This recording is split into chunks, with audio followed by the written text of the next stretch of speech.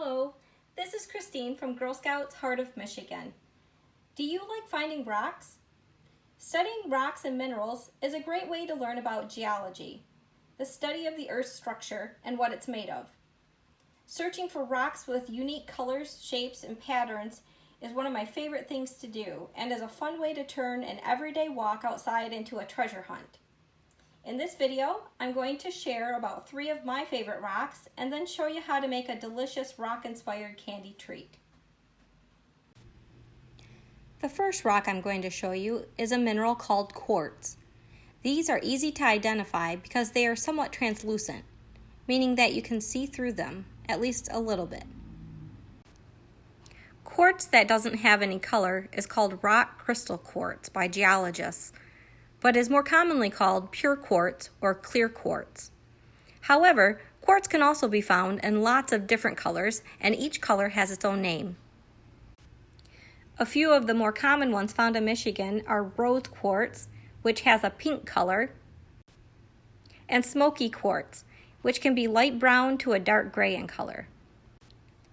Another commonly known quartz is amethyst, which is purple. Fun fact, if you ever see a piece of quartz for sale that is green or a mix of purple and green, it's a piece of amethyst that has been exposed to heat, which makes the purple color change to green. After it's green, the quartz is officially called prasiolite. Naturally occurring prasiolite is very rare, so it's most often made by people. Now for another of my favorite rocks, an agate. An agate is actually a type of quartz, but they are called an agate when they have a banding or lines of color that run around it or in a pattern. A variety of agates can be found on almost any beach in Michigan. Finding an agate can truly be a treasure hunt because when you find agates out in nature, they usually look like dirty, rust-colored rocks. It's only when you get a glimpse of the inside that you see the true beauty. People will often polish them to really bring out their colors and patterns. My third favorite stone is the Petoskey Stone. A Petoskey Stone is special because it's a rock and a fossil. Long ago, the area of land that is now the state of Michigan was covered by a saltwater sea that had large coral reefs. The fossils of these ancient coral reefs are mostly found along the shores of the northern part of the lower peninsula of Michigan. Over time, the fossils have been smoothed by ice into rocks and washed ashore. These rocks were named for the Ottawa chief Petoskey, and are now the state stone of Michigan. When these rocks dry, they look like ordinary rocks, but when they are wet or polished, you see the beautiful hexagon coral pattern that makes them special. And now for the delicious rocks. We're going to make some candy agate slices. For this activity, you will need 5 or more pieces of hard candy per slice in 2 or more colors, a cup or something else that is hard and okay to touch the candy, a plastic container. Some parchment paper or wax paper is optional but very helpful. A spoon, aluminum foil cut into pieces about 5 inches by 5 inches. This is just approximate, but you'll want 1 of these pieces per each agate slice. Non-stick spray and a cookie sheet pan. Step 1.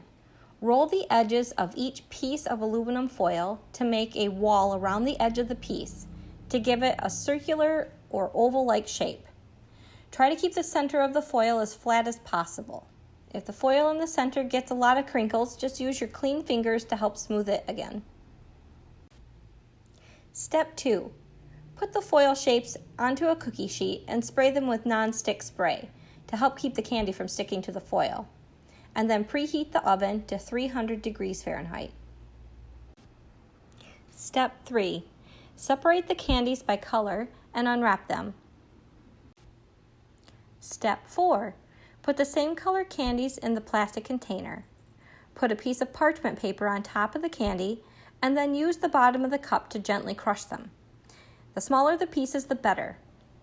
I first tried crushing the candy inside sandwich baggies, but found that they easily popped holes in them and the candy pieces went flying everywhere. So with a little problem solving, I found that the plastic containers worked much better. If you're wondering why I use parchment paper, I used it to help keep the candy from sticking to the bottom of the cup. And it also helps to keep the candy in the container while it's being crushed. However, as you can see, some of the candy still stuck to the bottom of my cup. So maybe some nonstick spray on the bottom of the cup will help with this. Step 5. Use a spoon to put the crushed candy into rings of color in the foil shapes, making sure to keep a thick layer of candy. If the candy is spread too thin, it will likely break when you remove it later from the foil. Step 6. After you've prepared all your candy pieces, bake them for 10 minutes. Step 7. Let the candy cool completely and then remove it from the foil. And enjoy!